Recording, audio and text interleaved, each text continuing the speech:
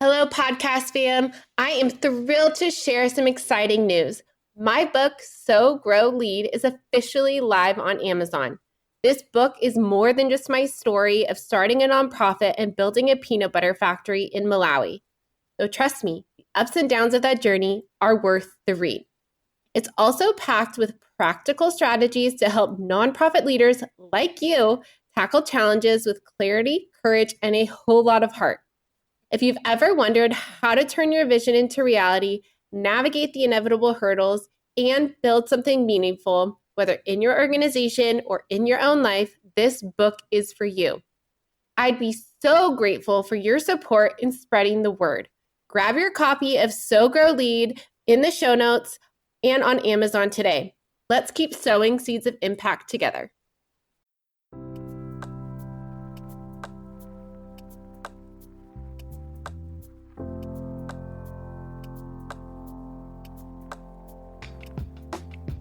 Welcome to the Lead with Heart podcast, which is dedicated to nonprofit leaders who are passionate about making a difference. I'm your host, Haley Cooper, and I'm thrilled to have you join us on a journey of growth, inspiration, and transformation. At Lead with Heart, we believe that leading with heart means embracing empathy, compassion, and authenticity in every aspect of our work. It's about putting people first, fostering genuine connections, and creating a positive impact that goes beyond numbers and metrics. In the nonprofit world, it can often feel like we're carrying the weight of the world on our shoulders. The challenges are immense and the road can be lonely. But here, you're not alone. This podcast is a community where we support each other, share our stories, and learn together. Each episode will dive into personal and professional development topics tailored specifically for nonprofit leaders. From innovative fundraising strategies and effective team management to self-care practices and leadership insights, we're here to provide you with practical strategies that you can apply to your life and work. My goal is to empower you, elevate your leadership, and engage your heart in all that you do. I want to help you navigate the unique challenges of the nonprofit sector with confidence and resilience, so you can continue to create meaningful change in the world.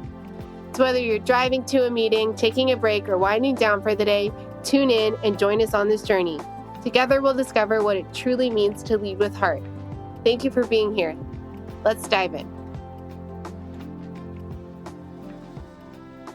Hello, everyone. Welcome back to the Lead with Heart podcast. This is your host, Haley Cooper, and today I am so thrilled to introduce Gina, the visionary founder of Waves and Words.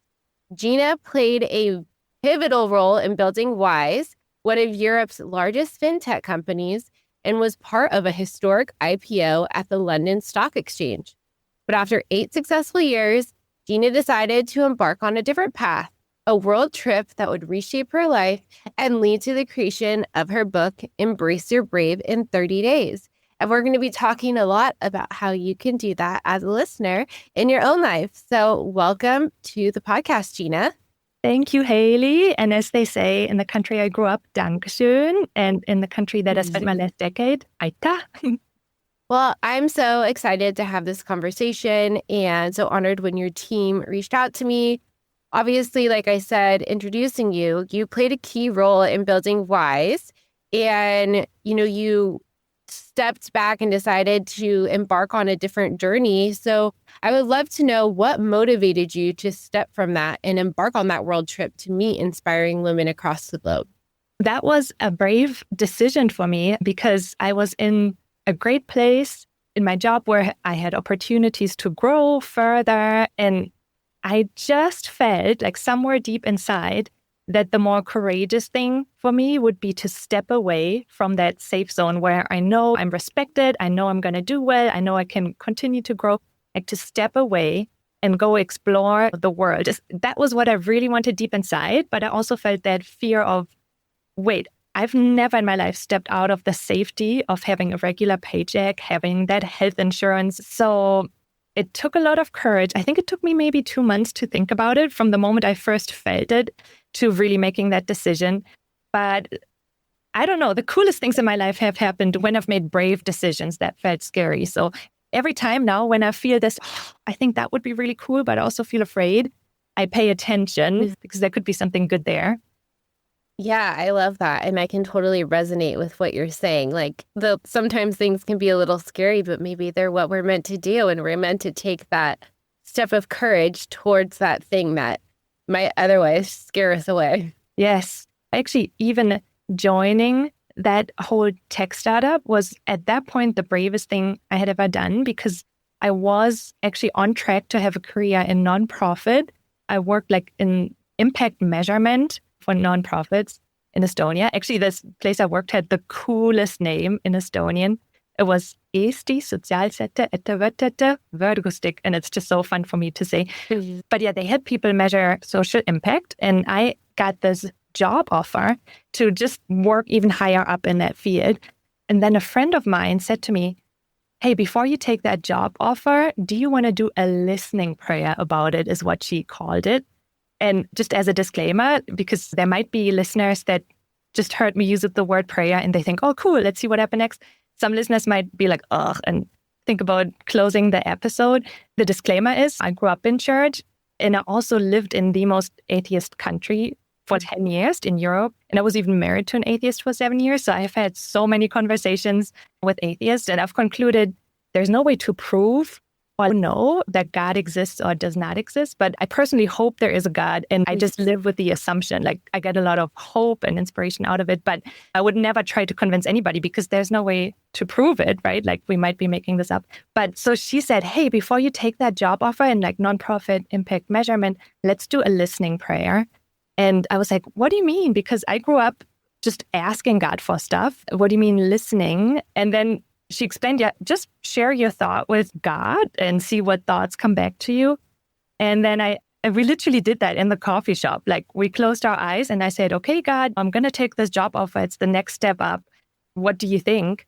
And then this thought came back and it made me like go back in my chair, physically have this because I was so surprised. The thought was, take a call center job instead. And I was like, what do you mean? Because in Germany, where I'm from, a call center job does not have a good reputation. It's something you do if you don't have a plan for your life. I never even had a call center job while I was in college or university. And I was like, what do you mean? That would be such a step down. And then I had a second thought come, you're really like a slave to your resume because you care so much about the next position always being more impressive and having something impressive to say at a party. And you're really a slave to this whole thing. And this would be like a step of freedom. And I have this thought and I'm thinking like, I might be making this up right now. And that would be a huge step. And I spoke to a recruiter afterwards and the German recruiter said that would actually ruin your resume, like at least in Germany. And so I was like, oh my gosh, but it's just, I feel like I wouldn't have made that up because that would never occur to me, but maybe I did. And then 2 months I batted back and forth. And then I thought, this is just such a weird thing that happened to me. And I'm just going to go with it and see what happened. And I took this random call center job and it ended up being in this tiny fintech company that turned out was solving a global problem and just grew exponentially. Like from when I joined, we had a few thousand customers. When I left, we had 12 million customers. Our team grew from 50 to 2,500. And all along the way, I got to have so much responsibility and learn so much. And at that time, that was the bravest thing I ever did, was like follow a weird, curious idea. And it turned into something so cool in my life. So I don't know, I feel like I've learned over and over again, like taking a courageous step leads to cool stuff. So that's why I ended up going on that world trip and quitting my job 2 years ago. Yeah. And I think that's so important as well. Like, we're always trying, like you said on your resume, or pushing our agenda or trying to do the next best thing. But sometimes it does take that level of bravery to turn in, to ask questions, to go on that listening tour or that listening prayer and, really see, is this the right next step for me? Or is there something braver that I could do that in my logical brain isn't going to make sense now, but it will unfold itself as it should? Beautifully said. Yeah. So let's just talk about your book. So you wrote a book, Embrace Your Brave in 30 Days. Was there like a moment over the last, few years, your life, that really inspired you to compile these stories of courageous women into a book? Yeah, I think I noticed like in my 20s when I had moved out, actually of Germany. I grew up in Germany and I moved to Estonia in my early 20s. And I realized with a bit of perspective, being away from the place that I grew up in, that I grew up in an environment that focused on what could go wrong first. I think that's both my family culture a little bit, but also I think Germany, even though I don't like stereotypes, I also think, though, that Germans are really good at paying attention to what could go wrong. And I think that makes them amazing engineers because they build in redundancy into their machinery, basically. But I just realized I was really paying attention a lot to what could go wrong, which to me that looked like worrying about stuff a lot. And it just didn't feel good. And it was holding me back from a lot of things. And so in my 20s, I started surrounding myself. I was looking for women that I could tell were they could feel their fear, but then they would think about, what do I really want? And they would find a creative way to navigate through their fear to get what they want. And I was kind of choosing to hang out with these women more because I could tell, man, when I hear their stories, it gives me that energy or inspiration to also think creatively about my thing and take little steps too that are courageous. And I've been doing that all my 20s. And I just think that has been the biggest difference for me that's enabled me to actually do the brave things that now have led to a life that I really like, is to be surrounded by these women. So I thought, okay, I want to hear even more of those stories. And I want to hear them not just where I live in Europe, but I want to hear them from women in Africa, India, like Brazil. What does courage look like for you? That's where that came from. Yeah, I love that. And just to break it down, what is your personal definition or the definition in the book of courage? I would say that courage is when you feel your fear because, okay, I have a great example to illustrate this. I interviewed this one woman in the book who said, I've done many things that people would consider courageous. Like I've moved abroad, I've taken a career that's actually dangerous, but all of those things were actually easy for me. But for me, what takes the most courage is when I am so overwhelmed at work and then I have family drama going on and I'm just exhausted. And I know I would need a day off to just be on the couch and watch like Hallmark movies or something. Like the bravest thing for me is to take a day off and not deal with any of the problems because I need it. So I think courage is when you feel a fear and then you think about what you really want and you still take the step, even despite the fear. Oh, I love that definition. What are some obstacles to courage, specifically as you interviewed in your book, women, and that's kind of what we're talking about today. So what are some of the obstacles to that definition of courage? I think the biggest obstacle is not having people in your life or stories in your life where you see women take courageous steps even when there's fear. I think that's the biggest obstacle. I'm thinking of this one woman that I heard from. She's in her 50s and her husband passed away 2 years ago. And she's been grieving her husband passing away for 2 years. And she's been in the same job the whole time. And then she read these stories from women from all over the world doing brave things. And something inside her, I don't know, got ignited. And she had this realization, man, what I need to do to be able to move through that grief of losing my husband is I want to take a sabbatical and go away, travel to England, travel to Iceland, and just journal and just work through my grief. And somehow reading those stories enabled her to actually quit her job, take the sabbatical. And I just had coffee with her the other week. And she said, oh, I've traveled to England, I've traveled to Iceland, I'm journaling 2 hours per day, and I'm on a good path to healing. And it was just having examples of women doing something brave that was just the last little thing she needed to actually do it herself. I think it's that having those examples in our lives is the biggest obstacle to courage, not having them. Yes. Yeah. So if someone's listening to this and they're like, we want to find more of those people, like we need those people in our corner so that we can inspire each other and hold each other accountable. Where do you even begin to look to find people that have that sense of cultivating courage that you want in your life? I think they can be anywhere if we pay attention. They can be at our workplace. They can be at our church, at our job. They can even be at our family. In our family, we never notice. They can be our neighbor. I think if we pay attention to what they're sharing, we can find them there. And I think the really hopeful thing is if we cannot find anybody in our family, in our environment, like real people, actually brain science, this to me is so hopeful, shows that in the absence of having a real person that you can download knowledge from, books and, interviews, like people that aren't actually here it can still work. Your brain can still download patterns and learnings from hearing somebody's story through some other medium. It actually also works. Yeah, I think that's so important. And, were there any assumptions you had about courage going into interviewing these women? And were you surprised by some of the stories, or did it reshape your view of courage? I did. I had one big assumption that, looking back, I can't believe I had this assumption. It made so much sense to me at the time. I was thinking that women that are in their 50s, 60s, 70s, they've had decades of living life already, and they have figured out this courage thing, and they don't have to battle many fears anymore. They just know how to do it. And what I really found is actually that women in their 50s, 60s, 70s, they are surprised or faced with a new fear that they never had before. And it's the fear of, I'm too old to do X, Y, Z. Like, I had this one reader reach out to me who said, I've really wanted to learn to play the piano all my life, but I'm in my 60s and I felt like I'm just too old. I should have started younger. And then just hearing those stories from women around the world just made me think, what if I'm not too old? And then she was like, then I might as well just start learning. And so she started learning, and she actually has by now reached the point where she recently played, like freestyled a song for her husband who had COVID and he was really miserable. She made up a song on the piano and it made him feel better. And, oh, wow. And it's this, that was, I wasn't thinking about that at 57. So it sounds to me like we might need courage all our lives. It's just going to be fears that knock on the door that we have to find a way to navigate. Yeah, I think that's amazing. And that you're able to really speak to people at all ages and help them navigate whatever fear that they're facing.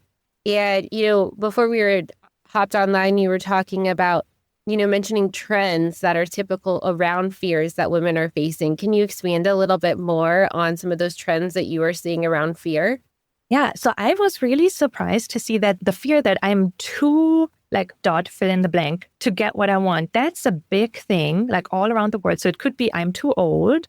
There was this other lady in Oregon who had worked with traumatized horses all her life, helped the traumatized horses work with humans again and work through their trauma. It's such meaningful, beautiful work. And she was 72 and she got this idea, probably feeling her body weaken a bit. She got this idea, I am now too old to do this meaningful work that I love. And she started feeling really sad about it.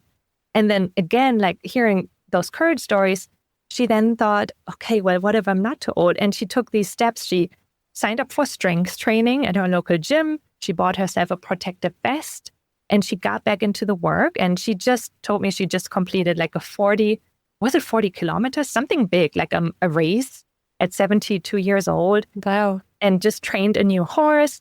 And so definitely there's the I'm too old, but you don't even have to be 72 to have the fear that I'm too old.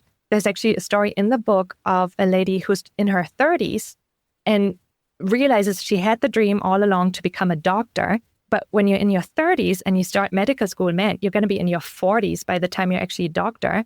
And she thought, I am too old. I should have figured this out years ago.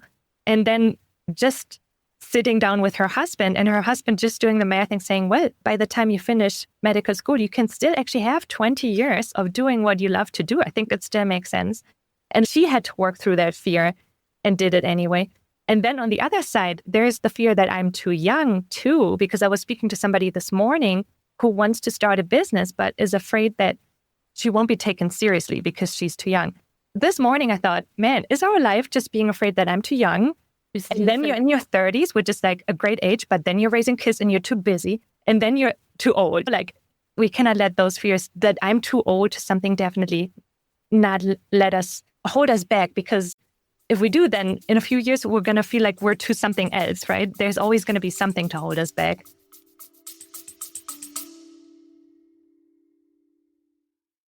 Imagine a fundraising partner that not only helps you raise more money, but also supports you in retaining your donors. A partner that helps you raise funds both online and on location so you can grow your impact faster. That's DonorBox, a comprehensive suite of tools, services, and resources that give fundraisers just like you a custom solution to tackle your unique challenges. helping you achieve the growth and sustainability your organization needs. Helping you help others. Visit donorbox.org to learn more. Yeah, I definitely agree with that. And I think we have these societal expectations, or that we have to hit certain milestones by a certain age, or we've missed the mark. Like, what are the trends that you see? Are there any mindset shifts behind, or like typical trends in mindset that you find women that are saying, I'm too young or I'm too old? Can you unpack that a little bit more of like, what's the reason behind why someone might feel that way? I think the big reason is comparison. It's something we still all do. So if any of us, however old we are, look around and we see the majority of people being in a different place and we're not, for example, like the 72-year-old lady, most of her friends had retired and they were not working anymore. But she still really wanted to work with horses, but it gave her the idea that I'm too old. Or this other lady that I spoke to from Estonia, she's in her 30s and she had not gotten her driver's license, which in the US is like impossible to imagine. In Europe, you have public transport, so you can be fine. But she was in her 30s, she never got her driver's license, and she was really feeling this desire to be able to take a car and go into nature by herself. That's where public transport doesn't go. But she just looked around and most people had a car already. And so it made her think, I am too old to do this. So I think it's comparison that comes. And at the point where we can put the comparison aside and just ask ourselves, okay, what do we want? When this lady in Estonia goes, well, I want to have the autonomy. Okay, well, then let's just start doing this no matter the age. I think really comparison gets us. Yeah, I mean, comparison is the thief of joy, right? It really is. Really is. So for any listeners who might be facing personal or professional challenges, what are some actionable steps they can take to embrace their courage and bravery? I would totally invite somebody into that place of struggle or fear. One of my favorite studies is a study where they put people on the bottom of a mountain, let them look up at the summit, and then they let them estimate how high is the summit, like how steep, how high. I don't know if it was steep or high, but what they found is that when you put a person there alone versus when you put a person there with a friend next to them, the people who have their friend next to them estimate the mountain to be like 20% less steep.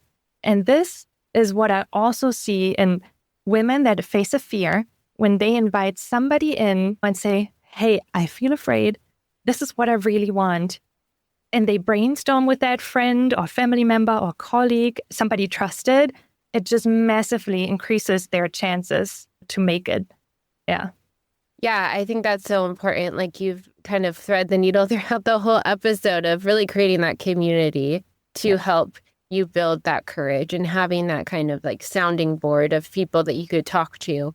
And, you know, someone's like, okay, I'm ready. I want to be courageous. But obviously there's uncertainty on the other side. There's, you know, you're like, if I'm going to step out, will I get paid? Will I, you know, all the will I, should I that happen. So what is the return on investment for being courageous? Yes, because it's such a risk because it might not work out. And even just thinking about what being courageous looked like already takes so much effort. Doing the courageous thing, I feel like sometimes it burns calories. That's how it feels to me. It's so out of my comfort zone.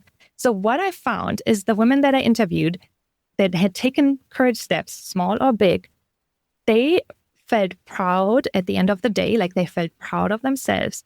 They felt more satisfied in life, like happier in life. So I think courage is just a means to an end to get to closer to what we actually want, which then means we'll feel proud of ourselves, we'll feel happier with our lives, we'll feel more satisfied. I think that's the payout at the end that makes it worth it.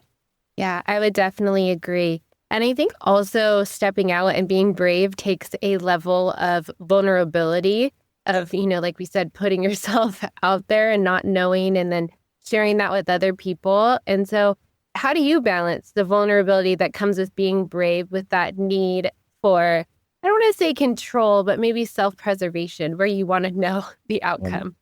Oh, man. Well, I, again, would say that it's really those people that I found that are now my friends that I can process with when I do something that doesn't work out. And it was so brave and it backfired so hard. And now I feel embarrassed. Now maybe somebody even made fun of me. The fact that I can talk to this friend and say, oh, this is how I feel right now. And this is so horrible. And they respond back to me, affirming that you did the thing that was important to you. And I'm so sorry it turned out this way. And I'm proud of you. And here's what might come out of it. Or this is maybe something else you could try. I think they found this Brené Brown we all know. I think she said that shame, because I feel like shame comes when we do something courageous and it doesn't work out. And she says that the worst thing we can do with shame is be alone with it. Then it just goes downhill. But if I can share it with somebody trusted, we can work through it. And then we can figure out the next thing to do, because we'll probably have to try a few things to get to what we want. It's just the reality of life. Yeah. And I also, her definition of courage isn't the absence of fear, right? Yes. I think it's something around there. I don't know the second part of it, but I know that courage isn't the absence of fear. It's like you stepping into that fear, like you were saying earlier. And you know what? There's actually also, I looked up the German dictionary for the word courage, and it had it split into two parts, where first, like courage is you make the brave decision, even though you feel afraid. But then the second part to courage is the resilience to stick with your thing if it's still what you want, because often when you make that brave choice, let's say move abroad, quit your job, right? It's one thing to make that choice, but then it probably gets a little harder than you actually thought. Once you've moved abroad, once you're taking the new job, it's actually harder than you thought. And then to still stick with it, even though it's harder than you thought, because this is what you wanted, that's the second part of courage. Yeah. I mean, I have lived those experiences where you move abroad into a foreign country and you step in there and you're like, what did I get myself into? What did I do? You're like, I don't know anyone. There's no electricity, no water. And I mean, those moments were some of the most foundational in my own character building, the way that I learned a lot about myself, about the world. And I always go back to that decision whenever I'm facing something. Actually, my husband reminds me of it most of the time. But he's like, Haley, you are brave. You did the hard thing. And it's like when you're in that mix of the challenge and you're like, I can't do it. It's like going back to those moments of like, everything worked out how it should. Obviously, it was not easy, but like it's going to work out eventually in the way it's meant to unfold. Oh, I love hearing that your husband is that kind of person for you who, when you're not feeling courageous or when you're feeling down after the courageous thing you did, that he reminds you of how courageous you are, what you've done in the past. This is what I mean. It's so important to have these people in our lives. Yeah, I definitely agree. And you obviously, you have your company, Waves and Words, and now that your book is out in the world, what's next for you and your company? One thing I'm dreaming about, but this is not completely decided yet because I have to learn some things that I don't know. But I found this piece of land here in Colorado Springs, which has the most amazing view over Garden of the Gods. I don't know if you've ever heard of that. Mm-hmm. It's a beautiful rock formation. And then Pikes Peak is a famous mountain. It just has the most beautiful views. And I have this dream to maybe put like glamping there or something, like a space where people could go when they feel stuck in life and they don't even know what would courage even look like. What is the brave thing to do to get myself unstuck, to move forward? A place where you could go, reflect, think about it, and just I always, when I go to places that are higher up, I feel like I can think from a higher, like a bird's view perspective. That's just a dream I have, but I have to figure out so many things about like land development, and I don't even know if it's possible, but that's something I've been thinking about. Yeah, and I love that. And obviously, Colorado is a beautiful place to do it. And I think also it goes back to, when you're seeking that courage, not only do you need to develop community around you, but you also need to develop that inner sense of listening. Yeah. And sometimes you need to be removed from your own space and all the distractions that are keeping you from taking that courageous step to really just listen and pause and then reflect in a group, because it can feel lonely when you're like, I'm hearing this, that I'm supposed to do this, but like, am I crazy? Or, and I need someone to talk to me about it and be like, yes, go do it. Yes, I had this moment. I got divorced when I was 29. That was never my plan. Mm-hmm. And I had this moment where I was like, what do I do now? That was never my plan. And I invited this friend, and in Tallinn, that's the capital of Estonia where I live, there's one skyscraper, like a Radisson Blue hotel, and they have a rooftop bar. And I said, come with me to the rooftop bar and we'll just do some brainstorming. And it was this getting higher up, like seeing everything from that perspective, having a friend where new ideas were born, like out of a place of kind of hopelessness or not having a vision. I agree with you. Yeah, it helps to do that. I love that. And, beyond this dream of starting a retreat, how do you see your work evolving? And are there any other new projects or ideas that you're excited about? One thing I've been doing that I am excited about is here in Colorado Springs, I've been hosting courage parties where I've found women that did something courageous. For example, my favorite secondhand store in town, I hosted a courage party at that store and all these women came and I interviewed the owner on what did it really look like, right, to open your own secondhand store. What was hard? Where did you need courage? And she shared her journey. And then what we did, I love doing that, is everyone who was there, we closed our eyes and we just had this little guided moment of asking, the things we just heard in this lady's stories, how do they speak into my life? What do they mean to me? And we were quiet for a moment and then everyone wrote down their thoughts and it was really cool. Yeah, that was fun. I love that idea. Courage parties. Yeah. That's so fun. So if there is one message that you want our listeners to take away from your story and the many stories that you've heard in your book, what would it be? I would say you're definitely not too dot to get the thing you want, and pull in some friends or even just stories from women living a courageous life just to give yourself that little boost, little bit of inspiration that gets your brain thinking like, okay, what could courage look like in my situation? And that will dramatically increase your chances to getting what you want in life and feeling that happiness, whatever, satisfaction, feeling proud of yourself. I think it's the number one thing you can do. I love that. If listeners want to find you, your book, the work that you do, maybe a courage party, where can they find you? They can go to wavesandwords.org. That's my website. My Instagram and stuff is linked at the bottom, but I also have created a discount code for the listeners. Oh, that's so nice. It's HEART, HERT, like lead with heart, and it gets you free shipping within the US. I love that. Thank you so much. Again, the code is HEART if you want to get a discount and free shipping. Thank you so much, Gina, for being here. I am challenged with my own beliefs and the ability to remind myself to be courageous. And I hope my listeners are too. So thank you so much for sharing. Thank you, Haley. That was so much fun to talk to you. Thank you for creating this space. If you have valued these stories or learned something from what you've heard, please share this podcast episode or follow me on LinkedIn. Thank you so much for your support, and together we can build a better community and world.